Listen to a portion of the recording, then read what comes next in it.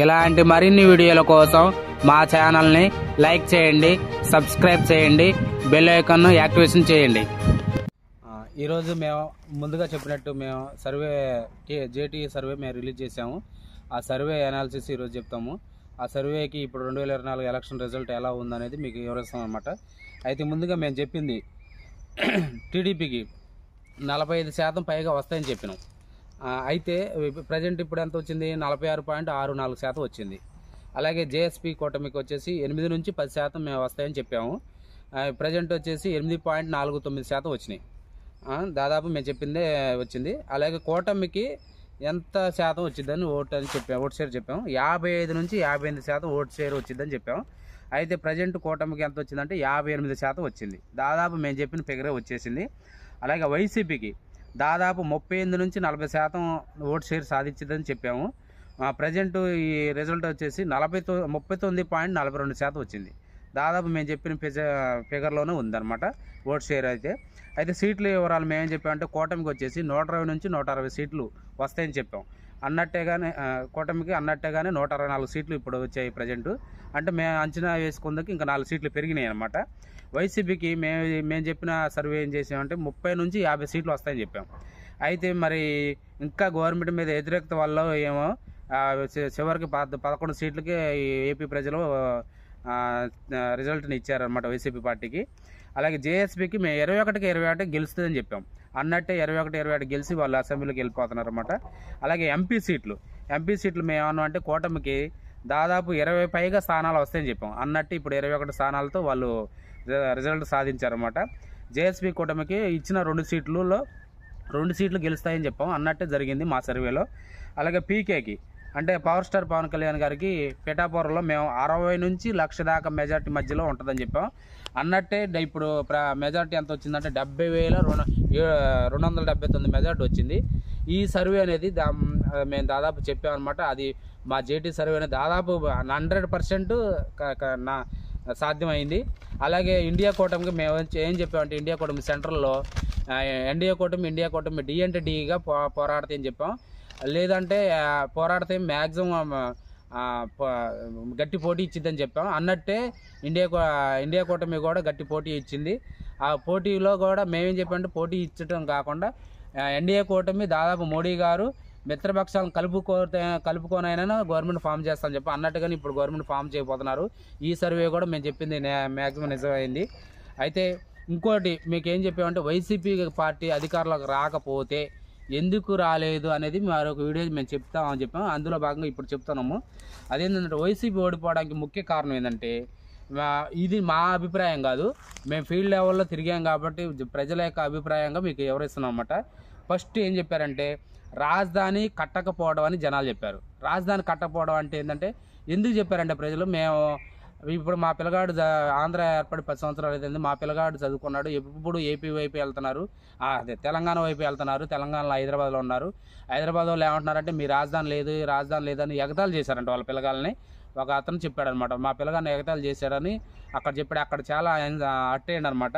ఈ రాజధాని సమస్య ఎప్పుడు మా మీద ఆధారపడుతున్నా వాళ్ళ పిల్లగాన్ని బాగా ఇబ్బంది పెట్టారని చెప్పాడు. నెక్స్ట్ ఇంకోటి మేనిఫెస్టోలో వైసీపీ మేనిఫెస్టోలో కొత్తదానం లేకపోవడం. కొత్తదానం అంటే చాలామంది వైసీపీ మేనిఫెస్టోలో కొత్తదానం వస్తుంది అనుకున్నారు. ఉన్న వాటిని యాస్టీజ్గా చెప్పిండు జగన్ గారు. అంటే ఏంటంటే కొత్తదానం ఏంటంటే పోయిన మేనిఫెస్టోకి ప్రతి ఏటా జాబ్ క్యాలెండర్ అండు జగన్ గారు. జాబ్ క్యాలెండర్ ఇయ్యలేదు. అయితే ఈ మేనిఫెస్టోలో అయినా సరే పోయినసారి అట్లా మా తప్పుదం జరిగింది, ఈసారి నేను జాబులు ఇస్తానని జాబుల గురించి కనీసం ఏమేంటి అనౌన్స్మెంట్ చేయలేదు జగన్ గారు. అలాగే ఉద్యోగులు పోయినసారి ఎలక్షన్లో ఉద్యోగులకు చాలా వరాలు ప్రకటించారు కానీ అది ఏమీ సాధ్యం చేయలేదు. కాబట్టి ఈసారి ఉద్యోగులను నేను చూడలేదు కాబట్టి ఇప్పుడు మిమ్మల్ని చూస్తాను, పీఆర్సీ చేస్తాను, లేదంటే సిపిఎస్ రద్దు చేస్తాను అనే ఆలోచన ఏది చెప్పలేదన్నమాట. ఇది చాలా ఎఫెక్ట్ పడింది మేనిఫెస్టోలో కొత్తదాని లేకపోవడం. అలాగే రైతులు కూడా చాలామంది ఈ మేనిఫెస్టోలో రైతు రుణమాఫీ చేస్తా అనే ఆలోచనలో ఉన్నారు చాలామంది. అయితే రైతులు కూడా ఈ విషయంలో నిరాశపడ్డారు. నెక్స్ట్ ఎమ్మెల్యేల మార్పు దాదాపు జగన్ గారు 70 మంది పైగా ఎమ్మెల్యేల మార్పు చేసిండు.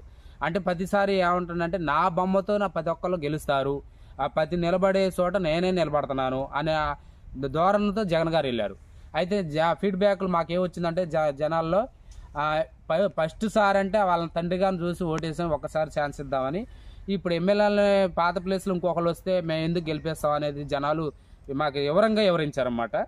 అలాగే 4వ పాయింట్, మితిమీరిన సలహాదారుల పెత్తనం. సలహాదారులు మాకు ఫీడ్బ్యాక్లు జనాలు ఏం చెప్పారంటే, అవి వాళ్ళ వయసు తండ్రి రాజశేఖర రెడ్డి ఇంతవరకు అంత పరిపాలన చేసిండు, ఎటువంటి సలహాదారులను పెట్టుకోలేదు, పెట్టుకుని ఒకళ్ళిద్దరిని పెట్టుకోండు కానీ విపరీతంగా 40-50 మందిని పెట్టుకోలేదు అనేది ఫీడ్బ్యాక్ మాకు జనాల్లోంచి వచ్చింది. సలహాదారులు పెత్తనం. అలాగే సజ్జల రామకృష్ణారెడ్డి బాగా 1.5 ఓన్లీ నేనే సీఎం అన్న స్థాయిలో కూడా మంత్రుల శాఖల్లో కూడా ఆయనే తీసుకొని ఆయనే అనౌన్స్మెంట్ చేసేది. క్యాబినెట్ మీటింగ్ జరిగినా కూడా సజ్జల రామకృష్ణ గారు కూడా అటెండ్ అయ్యి ఆయనే ప్రెస్ మీట్ రిలీజ్ చేసి క్యాబినెట్లో తీసుకున్న నిర్ణయాలను వివరించేది. మంత్రులకి ఎటువంటి అధికారాలు లేకపోయేదన్నమాట. మంత్రులకు కూడా ఎటువంటి అధికారాలు లేకుండా చేశారని ఈ జనాలు సర్వే చెప్పారన్నమాట. సలహాదారులు ఎక్కువయ్యారని. నెక్స్ట్ 5వ పాయింట్ ఏంటంటే బూతు మంత్రుల పురాణం. ఎక్కువ చాలామంది జనాలు ఏంటంటే విపరీతంగా ఇప్పుడు ప్రజాప్రతినిధులు అనేది గౌరవించుకోవాలి, విపరీతంగా పురాణాలు తిట్టారు. ఆ చంద్రబాబు నాయుడిని అసెంబ్లీలో అవమానించడం కానీ, అలా పవన్ కళ్యాణ్ గారిని ఊకే దత్తపుత్రుడు 3 పెళ్ళిళ్ళని విపరీతంగా సీఎం కూడా తిట్టిండు. లేతే మంత్రులు తిడుతున్నారు అని జనాల్లో అది పూర్తిగా నాటిపోయింది. ప్రతి ఒక్కరు మా సర్వేలో అది చెప్పారు. ఒక ప్రజాప్రతినిధి అసెంబ్లీలో ఎలా మాట్లాడుకోవాలి, ఎలా గౌరవించుకోవాలని చెప్పారు. కానీ వీళ్ళ తిట్టడం ఏందనేది మాకు జనాలు చెప్పే సర్వే అనమాట ఇది. 6వది, చంద్రబాబుని జైల్లో అతిపెద్ద తప్పు ఏంటంటే చంద్రబాబుని జైల్లో పెట్టించడం. చాలామంది మాకు జనాల్లో ఫీడ్బ్యాక్ ఏం చెప్పారంటే, ఏ నాయకుడు అవినీతి చేయడం, ప్రతి ఒక్కడు అవినీతి చేస్తాడు. ఈయన కాపాడుకోవాలి, ఆయన కాపాడుకోవాలి, అవినీతి చేస్తాడు. కానీ ఇట్లా దారుణంగా ఇరికిచ్చారు. సరే ఆయన అవినీతి చేశాడు, ఇరికిచ్చాడు, ఓకే. ఇలా అనేది చేయడం అనేది చాలా తప్పుగా భావించారు. అవినీతి అనేది ఎవడు చేయడు, అనవసరంగా ఇరికించులు పెట్టాడు. అతను పెద్ద మనిషిని, చాలా అనుభవం కల్లోడు, చాలా వయసు ఉన్నోడు, విపరీతంగా ఒక 4 రోజులు జైల్లో ఉంచారని అనేది జనాలు పూర్తిగా.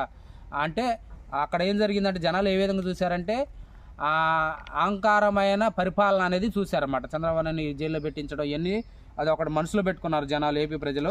నెక్స్ట్ 7వది, సంక్షేమాన్ని నమ్ముకొని సంక్షేమాన్ని నమ్ముకొని ఎలక్షన్కి వెళ్ళడం. జగన్ గారు చేసిన పెద్ద తప్పు ఏంటంటే సంక్షేమాన్ని మాత్రమే నమ్ముకొని ఎలక్షన్కి వెళ్ళాడు.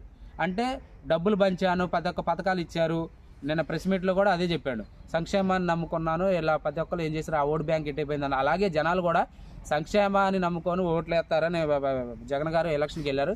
అయితే ఈ జనాలు ఏం చేశారు, ఆయన డబ్బులు ఇస్తుండా అనేది ఆయన డబ్బులు ఏమి ఇవ్వట్లేదు, మన దగ్గర నుంచి రిటర్న్ తీసుకుంటాడో, అది కరెంటు రూపంలో కానీ నిత్యావసర ధరల రూపంలో కానీ మన దగ్గర నుంచే తీసుకొని మళ్ళీ రిటర్న్ ఎత్తాడు అనేది జనాలు మాకు సర్వేలో చెప్పారన్నమాట.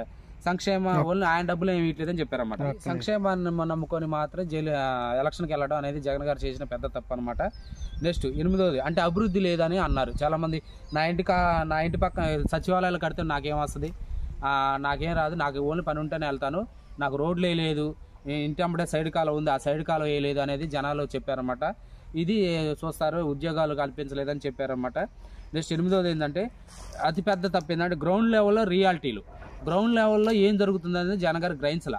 అదేంటంటే ముఖ్యంగా మా సర్వేలో ఏం తెలియదంటే అతి మానసపుత్రిక అయిన వాలంటీర్ల వ్యవస్థ పెట్టి సంక్షేమ పథకాలు సెలెక్ట్ చేస్తున్నాను, ఎవరు మొత్తం దక్కనక్కర్లా, ఎవరు నాయకుడు వెళ్ళనక్కర్లా, మీ ఇంటికి వాలంటీర్లు వచ్చి మీరు అర్హులా కాదా చెక్ చేసి వాళ్ళే సెలెక్ట్ చేస్తారు పథకానికి అని అండు.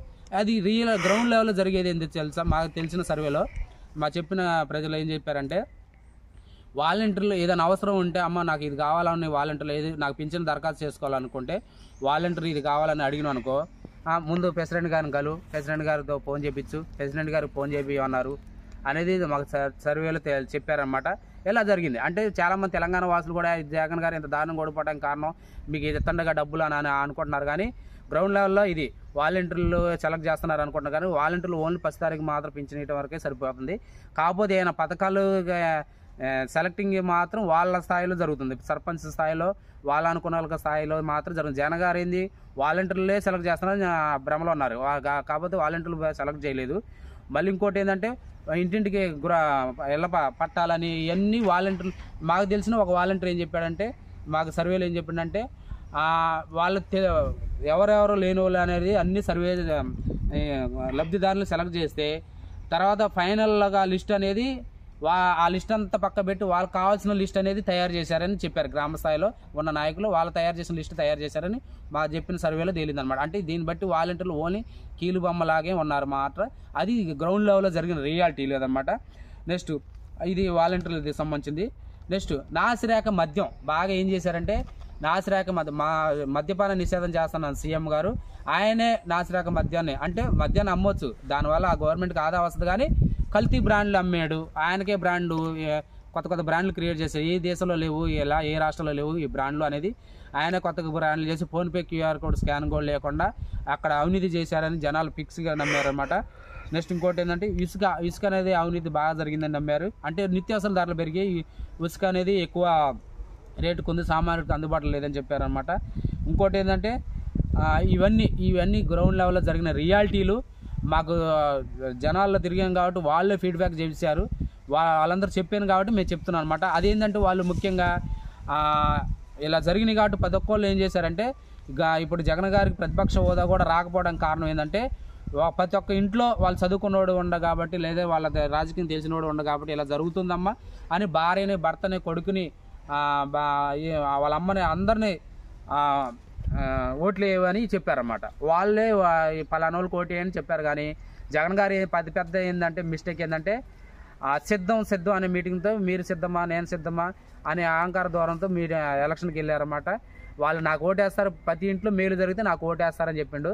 అయితే ఆ మెయిల్ అనేది ఆయన ఇచ్చినా కూడా అది మళ్ళీ ఒకసారి అనుభవం ఉన్న నాయకుడు కావాలి, రాజధాని కట్టలేదు కాబట్టి అనుభవం ఉన్న నాయకుడు కావాలి, రాజధాని కడతారు, డెవలప్మెంట్ కూడా ఆశించారన్నమాట ప్రజలు.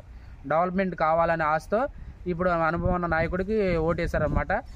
చూడాలి రాబోయే ఎలక్షన్లో ఎలా ఉంటుందని, రాబోయే ముందు కాలంలో ఇప్పుడు కూటమి ప్రభుత్వం ఎలా పరిపాలిస్తుంది అనేది చూడాలన్నమాట. ఇప్పుడు జగన్ గారు కూడా చాలా బాధతో నిరాశతో చెప్పాడు అనమాట. ఇది ఏపీ ప్రజలు ఉన్న రియాలిటీ. ఇది జగన్ గారు ఓడిపోవడానికి చాలా బెండర్ మిస్టేక్లు అనమాట. ఇవి మాకు తెలిసిన మా అభిప్రాయం కాకుండా జనాలు చెప్పిన అభిప్రాయాలు మాత్రమే మీకు వివరించాము.